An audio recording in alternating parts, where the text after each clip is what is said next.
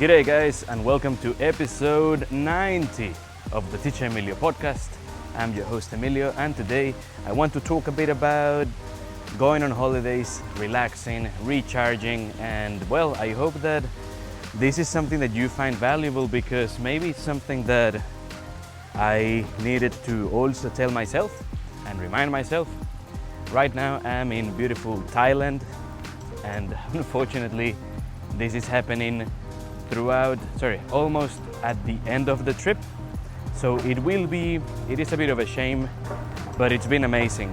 And first I thought, maybe going on this trip wouldn't be that good because I'm doing lots of studies and life is crazy busy.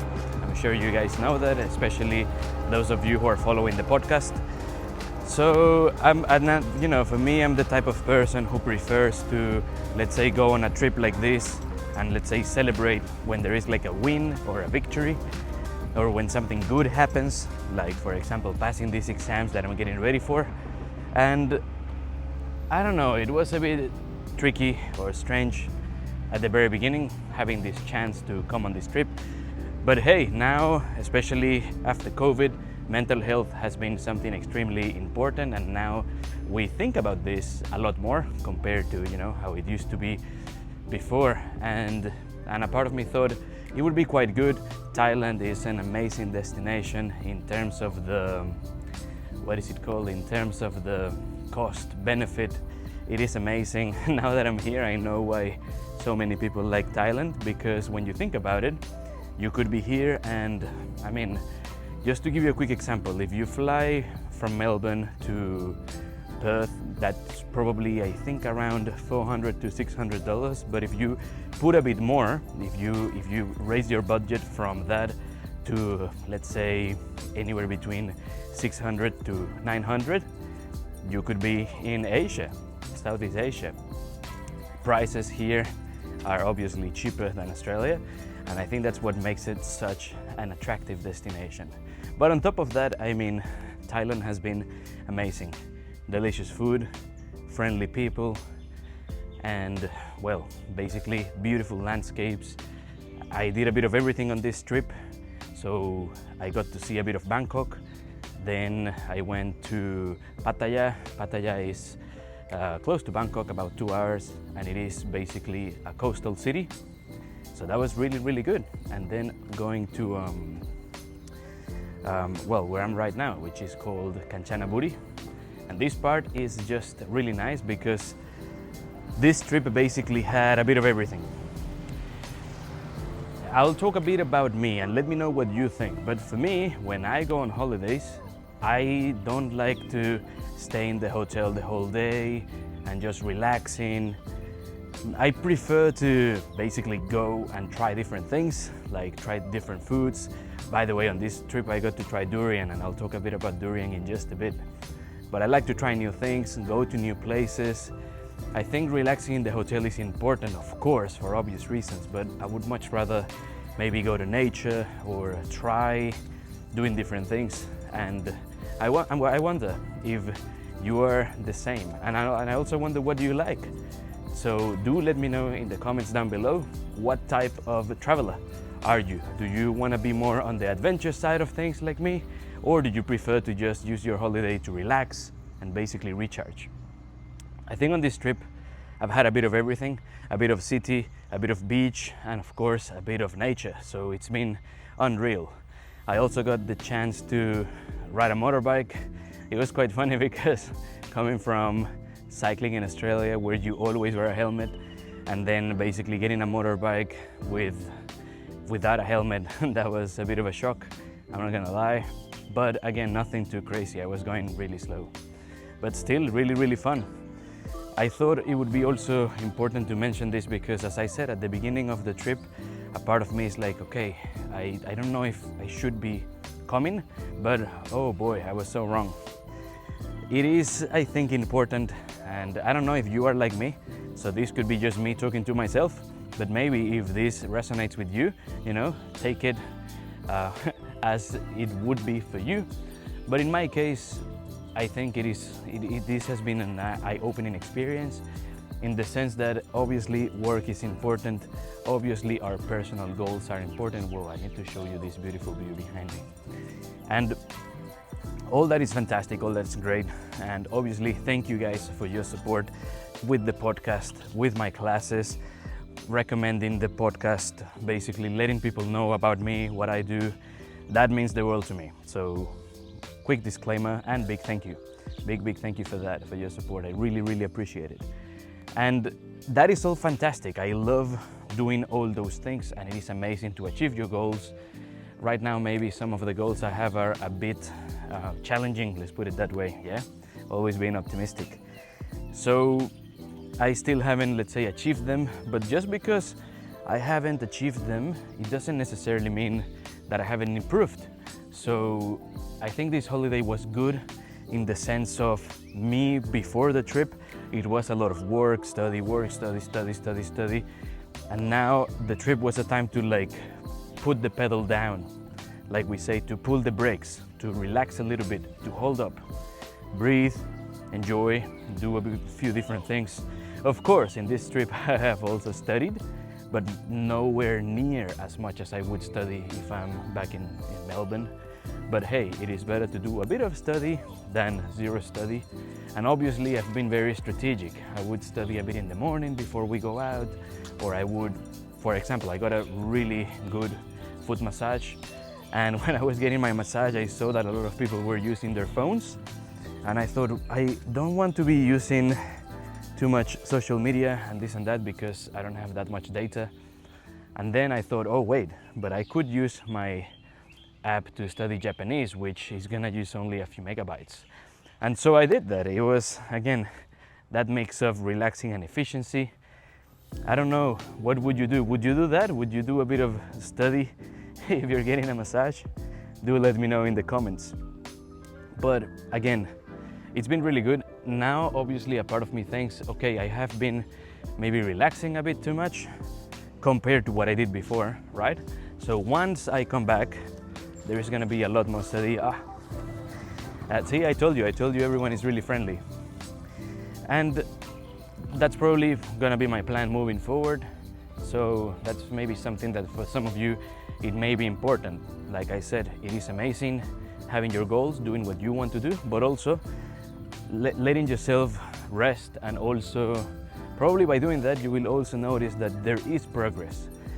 That's something that, you know, I always tell my students that sometimes, when they don't pass IELTS or PTE, most of them, the vast majority does pass the exam. And thank you guys for your support, for telling your friends about what I do. But there are times when we don't pass the test for a million reasons. That could be a whole new episode. And it's always something that I always say is, look, it is bad, but there is good in the bad. I've talked about that before. So yeah, that's probably something that I'm gonna be doing in terms of my goals, my plans moving on. Now, talking a bit about Thailand, I have to tell you that for me, one of the highlights or the highlight of the trip was seeing an elephant in real life. Now I understand why people love kangaroos so much when they go to Australia. And to be honest, it's funny because for me, whenever I see a kangaroo, I get happy, I get excited, and I've been in Australia for 12 years. But seeing an elephant, it was just unreal because I suppose it is one of those animals that you don't see that often. It could maybe be a cultural thing too. I suppose some people here in Thailand, maybe they have seen elephants, you know, maybe like Aussies have seen kangaroos, or like we have seen some really wild birds in South America, and maybe that's not as exciting. Maybe it is exciting, but not as exciting for them. But even still, it was amazing because this was like an elephant sanctuary where I saw the elephants, and it was great because a lot of them were rescued, and I thought it was really nice. It was a bit of a different experience. We didn't ride the elephants, but we did feed them. We also had a bit of a mud massage. So we were like giving the elephants a massage. And again, what a beautiful animal. It's really hard to put it into words, but it is just amazing. I think just doing that was well worth it, and everything else, seeing beautiful nature, going to the beach, getting really affordable, or let's say getting massage at a record price, trying delicious food, all that has made everything much better. But again, it's just, at least that has been my experience. Maybe I didn't do too much party or anything too crazy. It was more a relaxing holiday. And look at this. This is just so nice, so beautiful. I would highly recommend Thailand. And if you're thinking, or if you want to come to Thailand, I will give you a few tips. And again, look, this could also be a full episode on its own, but let me give you some strategic, important tips. Number one is probably, this will depend on your country, but I think comparing, this is talking about Australia, right?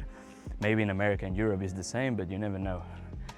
Try to not change too much money before you come.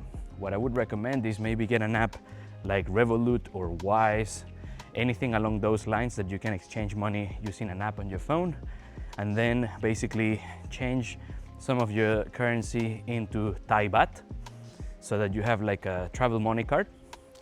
If you live in Australia, you could use ING Direct or any of those banks who offer very low or zero ATM fees or international ATM fees as well. That's something that I have done and it worked really well. The exchange rate was quite good.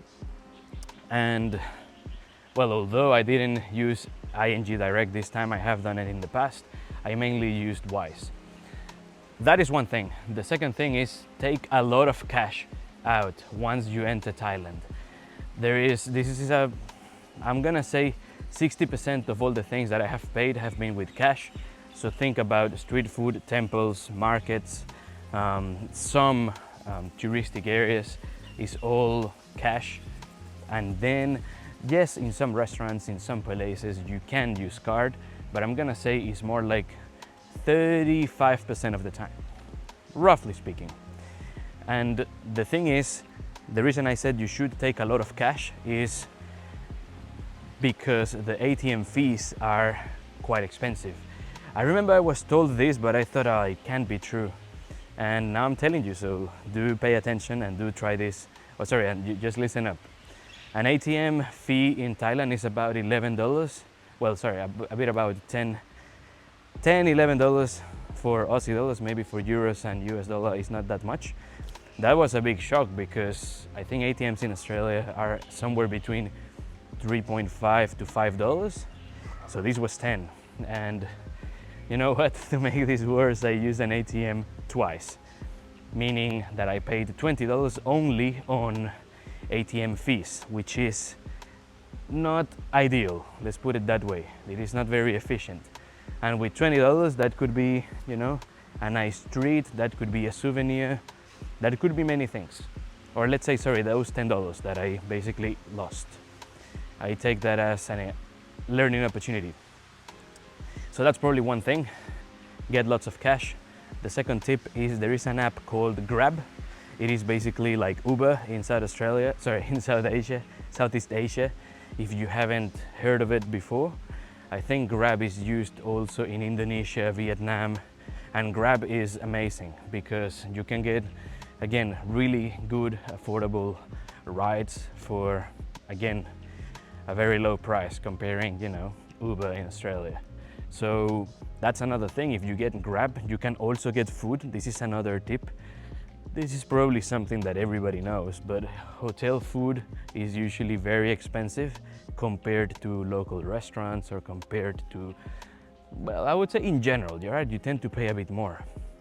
And on my first night, we checked in a bit late, close to midnight, and lots of things were closed. No, sorry, not close to midnight, around 11.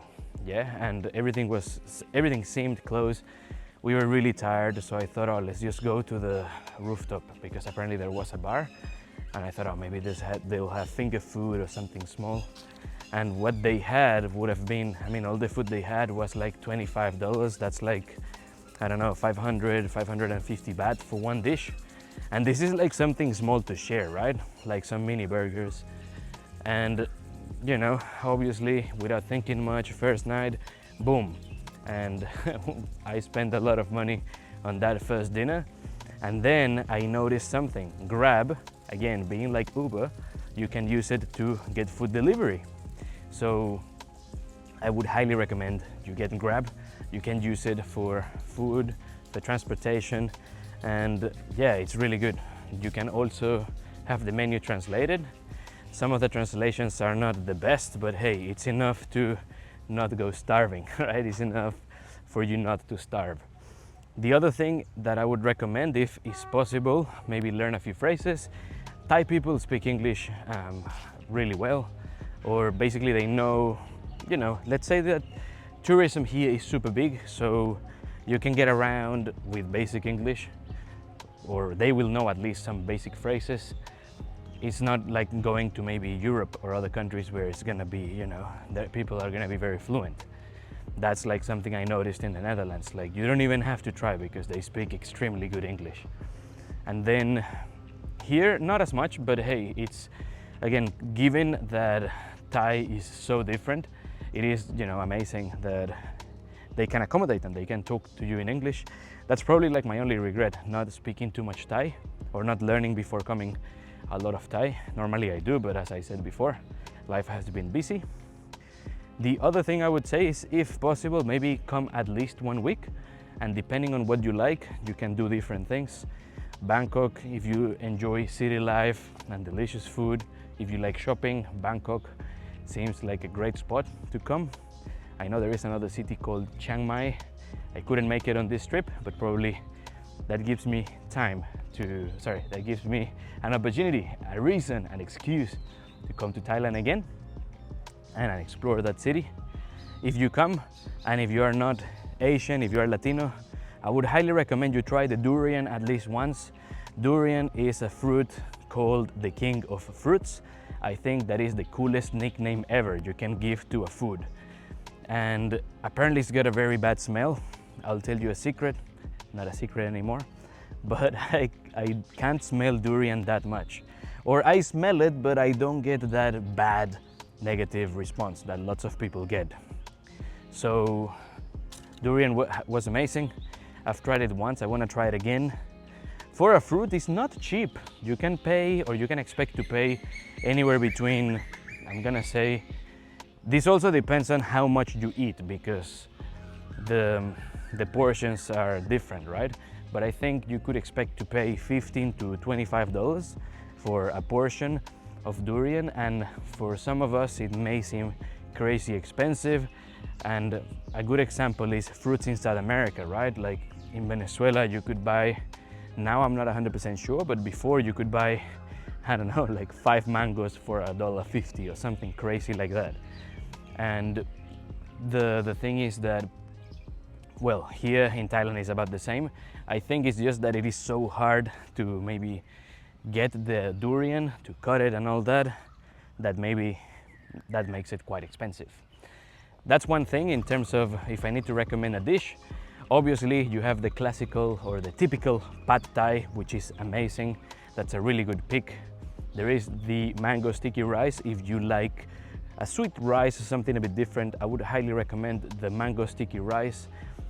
If you like juices, Thailand is amazing because there is lots of fresh smoothies, juices, like for example coconut smoothies, mango smoothies, watermelon smoothies, and juice. The options are limitless. I tried a fruit, I don't even know the name, but it looked like lychee with hair. If you know that fruit, let me know in the comments. And that was amazing. That was really, really good. What else I have to say? Try to use Grab for I used Grab for most of the time. It was just way too convenient to not use it. But I think that's maybe one regret, not using the train or local transport. But also we didn't have much time. So if you haven't got that much time, just like me, if you're going, let's say, on a bit of a rush, probably just using Grab and taxis is gonna be the safest bet.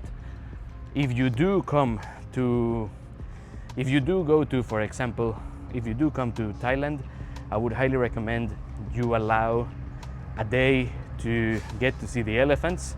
If you do the full day tour, and then you do one full day for the waterfalls. That's probably one quote-unquote regret that I have, because it was, like I said, a bit short, so I had to do a half-day trip on both of them. Excuse the noise from the truck. And so I talked a bit about Grab, getting a lot of cash. Card, it's okay, but not as much. Oh, another important thing. Let me see if I hope you can see my whole outfit. When you go to a temple in Thailand, you have to cover your legs, and for the ladies, you gotta cover your shoulders, or for guys, you cannot use singlets. So you have to basically cover up like I am right now. I hope you can see. So if you do come to temples, or when you come to Thailand, make sure you cover. Because if you don't cover, you will need to buy one of these. This was a bit, well, not super expensive. It was like $7. Maybe it cost like $5 or less. But hey, putting that on the side, amazing. And the temples are great. And it's probably one of those destinations that you will want to come back again. Everyone is friendly, food is delicious. It is, again, a really solid pick. One more thing I want to say is that Thai people are very honest. And when I said now about when I mentioned the cost of the pants, I think one important thing to also tell you is that I feel that there is, well, not I feel, I have a very strong guess, and it is that there is what we call the tourist tax. I don't know if you have heard this before, but basically it is when a tourist is charged more for a product or a service. And I think that, you know, Thai people have been very honest, because one time I could have easily been overcharged. I was counting some coins and it wasn't a lot of money, you know, it was 50 cents, but it's not about the amount, it's about the gesture, what I find interesting. That I basically counted more than I should have, and then I paid 70 baht instead of 60. That's like $3.50. But you know, this person could have easily kept the extra 10 baht, the extra 50 cents. Nothing happened. And this person said, no, sorry, sir, no, you paid more, blah, blah, blah. Or no, this is too much. So I think that was really nice, having that peace of mind. Of course, I get a feeling that lots of times I did pay a bit more, but probably one thing that you can do to avoid the tourist tax is getting the app Grab. Last example before we finish up. I basically took a tuk-tuk, or I rode a tuk-tuk from one famous temple in Bangkok to our hotel area. And the first thing the tuk-tuk said to me was, oh, it is 500 baht. And look, I don't have to be Thai. I thought, this is crazy, you know, not even in Europe you pay that much. 500 baht is, let's round it up for simple math, to $25, okay? But it was a very short distance. It would have been, I don't know, let's say 3 kilometers. Maybe some of you think, oh yeah, 3 kilometers, 25 bucks, it's okay, that's reasonable.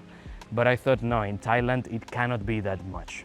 And luckily I was right. So what I did is I checked on Grab before talking to the tuk-tuk driver, and the app said that that trip would be somewhere between 100 to 150 baht as on the most expensive side. And 150 baht is about $7. So imagine, it went from, or this person was charging me, when I said in baht, it sounds crazier. This person said 500. And then I smiled and I said, no, man, thank you. I'll give you 150. And then he said to me, no, I'll give you 300. So imagine that, from 500, boom, to 300. So it's like, no, man, I know it's obvious now at this point that, you know, he was trying to rip me off. So I just said politely, look, no, 150. 150 and we go. And and then he said like, no, I left. If you are bargaining, or if you hate bargaining, that's a good technique. Just say bye-bye and pretend you're going. And if the price is reasonable, or if they're gonna give you a good discount, or if you're not gonna get a high tourist tax, this person is gonna follow you and be like, no, okay, and they will drop the price more. So then this guy with he went from being super friendly to very serious. He's like, okay, 150. And then I just wanted to double check. Always do that, by the way, always double check the price. I said, so 150 from here to this area, right? And he's like, yeah, okay, get in. And again, I think that's where using that app was extremely useful. All in all, if you have any more questions about Thailand, if you want a part 2, do let me know. Let me know in the comments. I hope that you enjoyed this episode as much as I did. Thank you for joining me on your commute, or maybe at home, or on your, well, no, not on your way to work. Maybe driving, maybe going for groceries, whatever you were doing. I appreciate that you took the time to be with me on this episode, and I hope that you liked it as much as I did. Take care. Miss me, don't miss me too much, because I'll see you probably next week, if not very soon. And until then, I'll see you on the next episode. Take care and bye for now.